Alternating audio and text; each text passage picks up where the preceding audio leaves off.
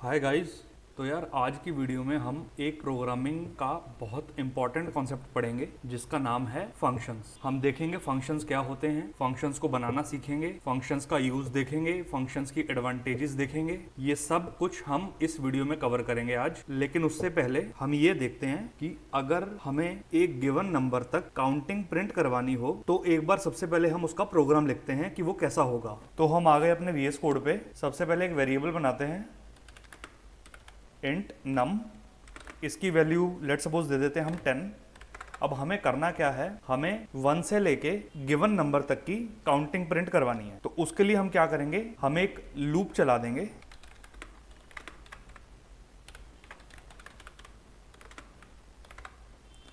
हमने लूप चलाया, हमें 1 से काउंटिंग प्रिंट करवानी है। हमने 1 से लेके गिवन नंबर तक का हमने लूप चला दिया।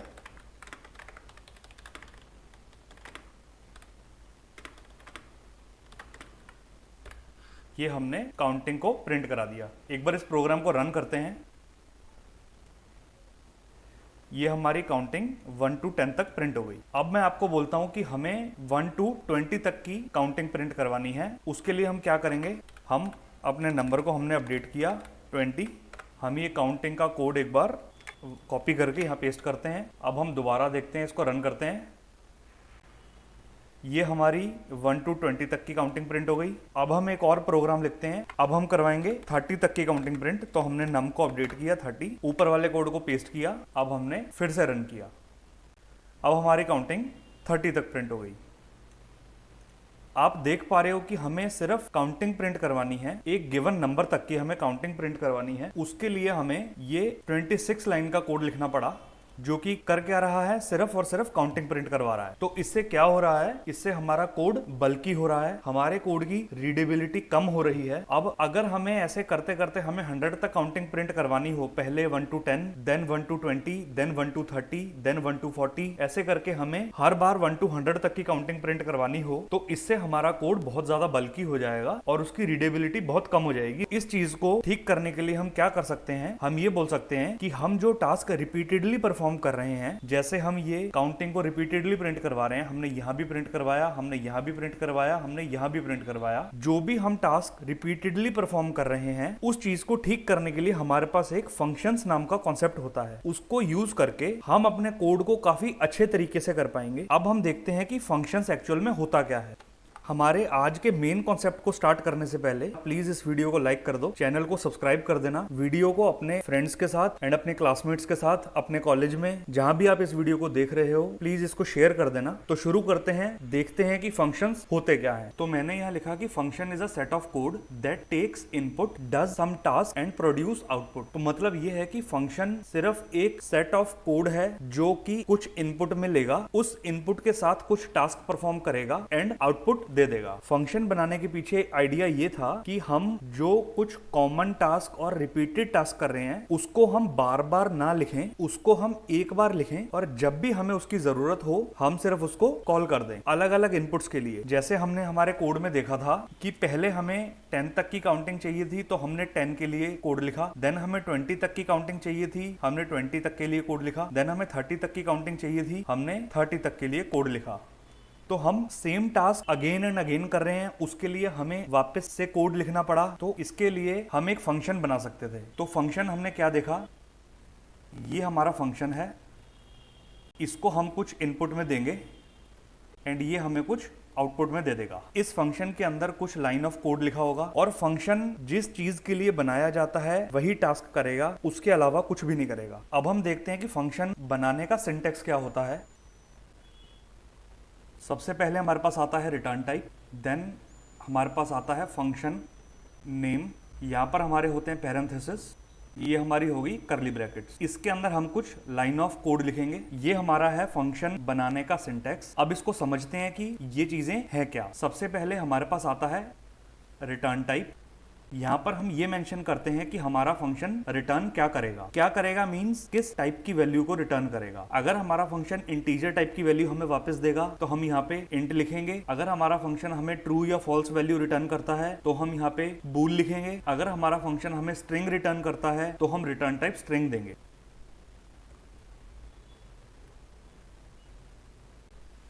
ये हमारा हो गया फंक्शन का नेम।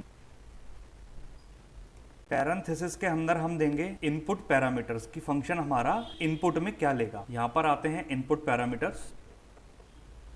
देन ये जो हमने करली ब्रेसेस दिए, ये ओपन करली ब्रेस एंड ये क्लोज करली ब्रेस, इसके अंदर जो भी हम लिखेंगे ये हमारी होगी फंक्शन की बॉडी। तो हमने देख लिया फंक्शन में क्या क्या चीजें होती हैं। फंक्शन में हमें एक रिटर्न टाइप देना होगा, कुछ स्पेसिफिक नाम होगा जिसके थ्रू हम उस फंक्शन को कॉल करेंगे। फंक्शन के नाम के बाद हम लगाएंगे पैरेंथेसिस। पैरेंथेसिस में हम ये बताएंगे कि हमारा फंक्शन इनपुट में क्या लेगा, वो सब कुछ यहाँ डिफाइन होगा। एंड करली ब्रेसेस के अंदर हम अपने फंक्शन की बॉडी लिखेंगे। बॉडी का मीन्स जो भी हमारा फंक्शन टास्क को परफॉर्म करेगा वो हम इस करली ब्रेसेस के अंदर मेंशन करेंगे। अब हम देखते हैं जो हमने ये काउंटिंग वाला कोड लिखा था, हमने ये 3 टाइम्स लिखा था। यहाँ पे अलग अलग इनपुट के लिए 10 इनपुट के लिए अलग कोड था, 20 इनपुट के लिए अलग कोड था, 30 इनपुट के लिए अलग कोड था। इसको हम अपने फंक्शन में कन्वर्ट करते हैं। यहाँ से हमने ये सब कुछ हटाया। हमने क्या किया, एक वेरिएबल लिया, वेरिएबल को हमने यूजर से इनपुट ले लिया, वैल्यू फॉर नम। हमने वैल्यू को करवाया सी इन अपने नम वेरिएबल में। अब हम क्या करेंगे, हमारा टास्क क्या था, हमें काउंटिंग प्रिंट करनी थी।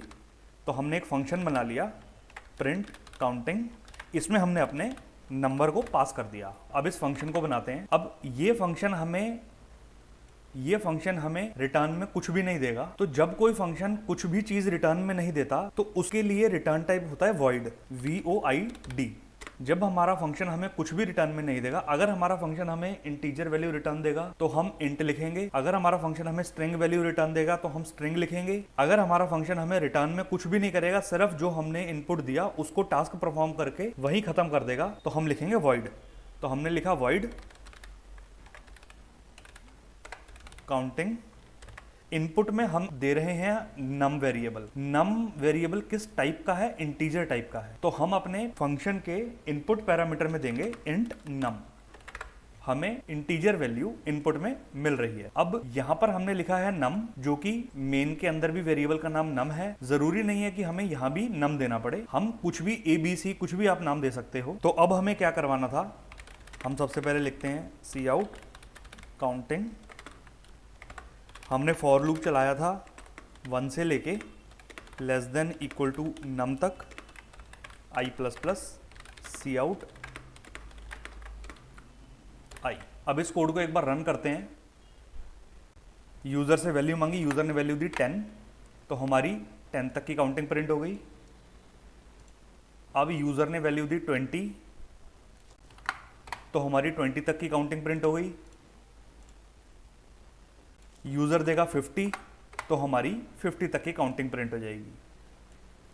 तो आपने देखा कि पहले हम कोड को 3 बार लिख रहे थे, लेकिन अब हमने कोड को सिर्फ 1 बार लिखा और हमने उसको कॉल कर दिया। फंक्शन की कॉलिंग ऐसे होती है, फंक्शन का नाम, देन पैरेंथेसिस में हम जो भी हमें फंक्शन को इनपुट देना होता है वो हम इनपुट में देते हैं।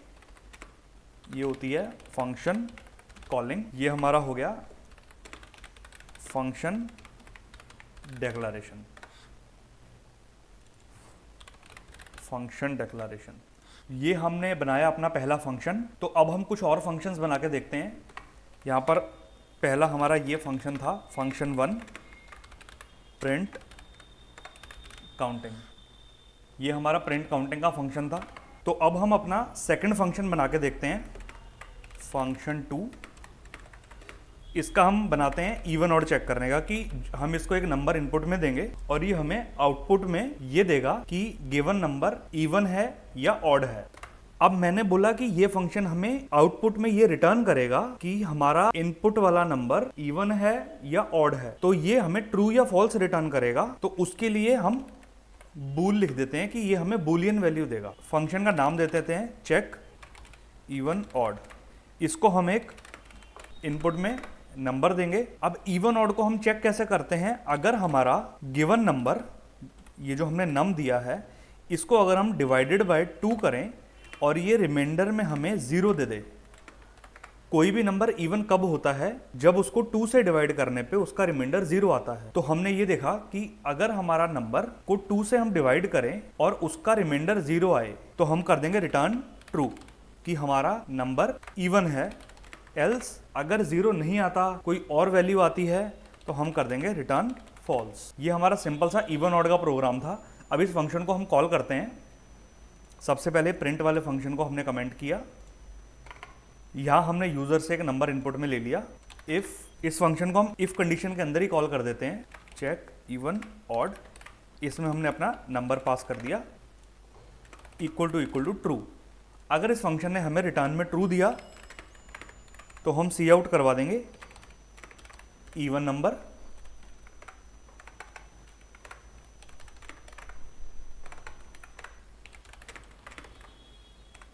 एल्स हम सी आउट करवा देंगे ऑड नंबर।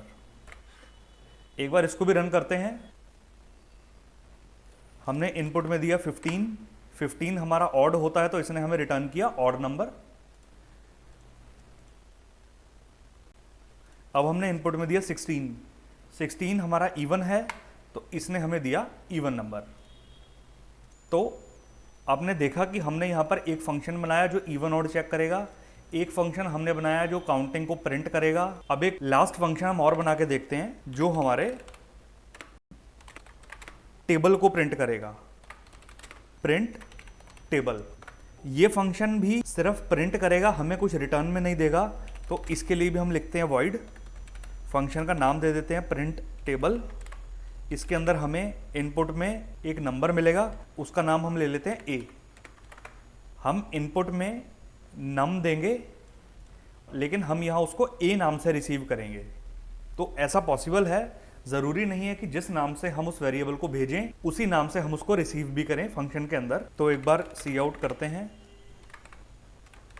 टेबल ऑफ ए,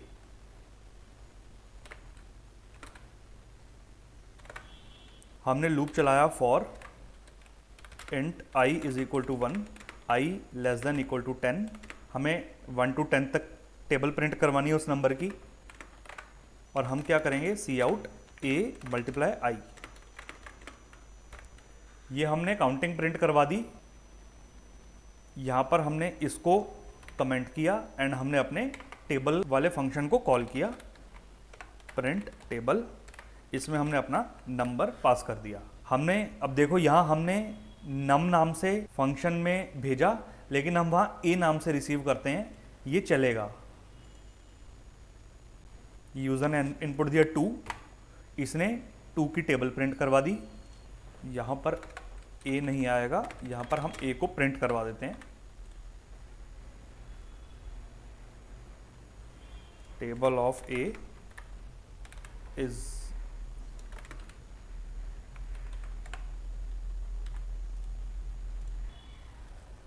अब हम प्रिंट करवाते हैं अपनी 15 की टेबल। तो इसने हमें 15 की टेबल प्रिंट करके दे दी। सेम हम इसको जिस भी नंबर को इनपुट देंगे, हमने 144 इनपुट दिया, इसने हमें 144 की टेबल प्रिंट करवा के दे दी। तो आपने देखा हमने 3 फंक्शन बनाए। पहला फंक्शन हमारा काउंटिंग प्रिंट करेगा, दूसरा फंक्शन हमारा इवन ऑड चेक करेगा, थर्ड फंक्शन हमारा जो भी हम उसको नंबर इनपुट में देंगे उसकी टेबल को प्रिंट करके देगा। तो एक बार हम एक लास्ट कॉन्सेप्ट देख लेते हैं। कॉन्सेप्ट का नाम है फंक्शन कॉल स्टैक। तो कॉन्सेप्ट का नाम है फंक्शन कॉल स्टैक। तो ये कॉन्सेप्ट क्या होता है, हम एक बार अपना स्टैक बना लेते हैं। पहले हम देखते हैं कि what is a stack. Stack होता क्या है? स्टैक बेसिकली क्या होता है? स्टैक का एक बहुत कॉमन एग्जांपल है, लेट्स सपोज हमारे पास एक बॉक्स पड़ा है, हमने उस बॉक्स में बुक्स रखनी है। तो हम कैसे रखेंगे? पहले हम यहाँ एक बुक प्लेस कर देंगे, देन सेकंड बुक उसके ऊपर, देन थर्ड बुक उसके ऊपर, देन फोर्थ बुक उसके ऊपर। अब क्या होगा, लेट्स सपोज हमें ये वाली बुक उठानी है तो हमें पहले ये बुक निकालनी पड़ेगी बॉक्स में से, देन हम ये बुक बॉक्स में से निकालेंगे, देन हम ये बुक बॉक्स में से निकालेंगे, फाइनली हम इस बुक तक पहुंचेंगे। तो हमने देखा कि हमने सबसे पहले इस बुक को प्लेस किया था, लेकिन अगर हमें इस बुक को निकालना है बॉक्स में से तो हमें पहले ऊपर की सारी बुक्स निकालनी पड़ेंगी। जो बुक सबसे लास्ट में एंटर हुई थी वो सबसे पहले आउट होगी, जो बुक सेकंड लास्ट प्लेस पे एंटर हुई थी वो बुक उसके बाद आउट होगी। इसी को हम स्टैक बोलते हैं। स्टैक एक प्रॉपर डेटा स्ट्रक्चर है जिसके बारे में हम आगे अपनी फ्यूचर वीडियोस में 100% पढ़ेंगे, क्वेश्चंस करेंगे, उसके सारे ऑपरेशंस कैसे होते हैं, इनपुट करने के, आउटपुट लेने के, वो सब हम देखेंगे। लेकिन अभी एक बेसिक अंडरस्टैंडिंग के लिए आप ये समझ लो कि स्टैक में जो चीज हम सबसे पहले डालते हैं, ये बुक हमने सबसे पहले इनपुट करी थी स्टैक में, लेकिन निकलेगी ये बुक सबसे एंड में। यही स्टैक की बेसिक फंक्शनैलिटी होती है, last in first out. LIFO order follow करता है हमारा स्टैक। तो फंक्शन कॉल स्टैक क्या होती है? फंक्शन को हम जब भी कॉल करते हैं, हमारा कंपाइलर क्या करता है, फंक्शन को स्टैक के अंदर इंसर्ट करता है। सबसे पहले अगर हम अपने प्रोग्राम में देखें तो हमारा एक मेन फंक्शन है। जैसे ही हमने अपने प्रोग्राम को रन किया, हमारे कंपाइलर ने क्या देखा कि सबसे पहले मेन फंक्शन है, उसने हमारे मेन फंक्शन को उठाया और हमारे स्टैक में इंसर्ट कर दिया। हमारा मेन फंक्शन स्टैक में गया। देन हमने क्या करा था, हमारे फंक्शन में प्रिंट काउंटिंग का फंक्शन कॉल किया था मेन फंक्शन के अंदर। तो हमारा कंपाइलर क्या करेगा, मेन फंक्शन अभी भी हमारा चल रहा है तो मेन फंक्शन यही रहेगा। हम प्रिंट काउंटिंग के फंक्शन को हमारे कंपाइलर ने स्टैक में डाल दिया। आफ्टर दैट हमने क्या देखा, हमारे कोड में हमने ये प्रिंट काउंटिंग का फंक्शन रन किया। जैसे ही ये फंक्शन कॉल हुआ, हमारा कंपाइलर सीधा इस फंक्शन की डेफिनेशन पे जाएगा, इसके अंदर जो भी टास्क परफॉर्म होगा वो सब परफॉर्म करेगा। आफ्टर दैट बाहर आ जाएगा इसकी नेक्स्ट लाइन पे, जहां भी हमने इस फंक्शन को कॉल किया था इसकी नेक्स्ट लाइन पे, मींस लाइन नंबर 40 पे हमारा कंपाइलर आएगा। लाइन नंबर 40 पे आके हमारा कंपाइलर क्या करेगा, ये फंक्शन का जो भी टास्क था ये कंप्लीट हो गया तो हमारा कंपाइलर इस फंक्शन को स्टैक में से बाहर कर देगा। तो ये फंक्शन स्टैक में से साफ हो गया। अब हमने देखा कि इस फंक्शन के कॉल होने के बाद हमारा चेक इवन ऑड का फंक्शन कॉल हुआ, तो हमारा कंपाइलर अगेन क्या करेगा, चेक इवन ऑड का फंक्शन हमारे फंक्शन कॉल स्टैक में डाल दिया। अब फिर से वही टास्क परफॉर्म होगा। फंक्शन की जैसे ही कॉल आई, सीधा हमारा कंपाइलर फंक्शन की डेफिनेशन पे जंप करेगा, सारा टास्क को परफॉर्म करेगा, हमारे इवन या ऑड नंबर को चेक करेगा, जो भी रिटर्न करेगा वो रिटर्न होगा हमारा कंडीशन के अंदर। यहाँ पर कंपैरिजन हुआ, कंपैरिजन होने के बाद इसने इवन नंबर या ऑड नंबर जो भी प्रिंट करवाना था इसने प्रिंट करवाया, और आफ्टर दैट हमारा कंपाइलर 47 लाइन पे आ जाएगा। जैसे ही हमारा कंपाइलर 47 नंबर लाइन पे आया, इसने क्या किया, ये चेक इवन ऑड वाले फंक्शन को कॉल स्टैक में से हटा दिया।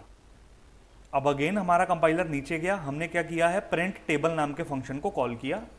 प्रिंट टेबल नाम के फंक्शन की कॉल जाते ही कंपाइलर अगेन करेगा, यहाँ पर हमारे फंक्शन को कॉल स्टैक में डाल देगा। कॉल स्टैक में डाल के इसकी डेफिनेशन पे गया, इसकी डेफिनेशन पे जो भी हमने इसको टास्क परफॉर्म करने को बोला था, हमारे गिवन नंबर की टेबल प्रिंट करवाने को बोला था, इसने वो सब प्रिंट करवाया। प्रिंट करवाने के बाद हमारा फंक्शन बाहर आ गया 49 लाइन पे। 49 लाइन पे आते ही हमारा कंपाइलर अगेन क्या करेगा, हमारे इस टेबल नाम के फंक्शन को अगेन हमारे स्टैक से हटा देगा। देन हमने क्या देखा, 49 लाइन के बाद हमारा मेन फंक्शन भी यहाँ खत्म हो गया। अब हमारा कंपाइलर हमारे मेन फंक्शन को भी हमारी कॉल स्टैक से हटा देगा।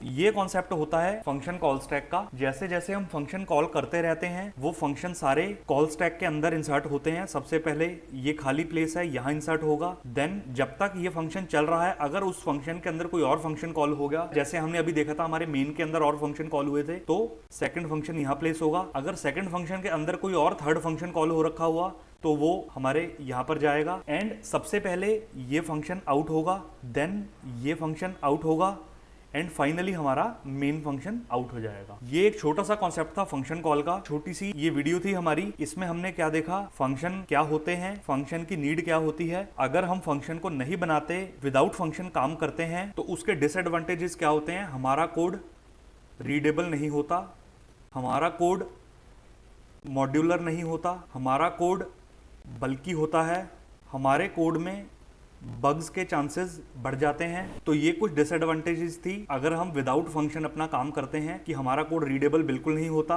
हमारा कोड मॉड्यूलर बिल्कुल नहीं होता। कोड को मॉड्यूलर करने के लिए हमें फंक्शंस का यूज़ करना पड़ता है, बल्कि हमारा कोड बहुत ज़्यादा हो जाता है। एंड बग्स के चांसेस भी इंक्रीज हो जाते हैं। तो ये थी हमारी आज की छोटी सी वीडियो जिसमें हमने फंक्शंस पढ़े, फंक्शंस का सिंटैक्स देखा, हमने अपने ये 3 फंक्शन बना के देखे, प्रिंट टेबल का, इवन ऑड चेक करने का एंड काउंटिंग प्रिंट करने का। आई होप आपको फंक्शंस का कॉन्सेप्ट क्लियर हुआ होगा। अगर वीडियो अच्छी लगी हो तो लाइक कर देना यार, कमेंट कर देना एंड चैनल को सब्सक्राइब कर लेना। Thank you so much.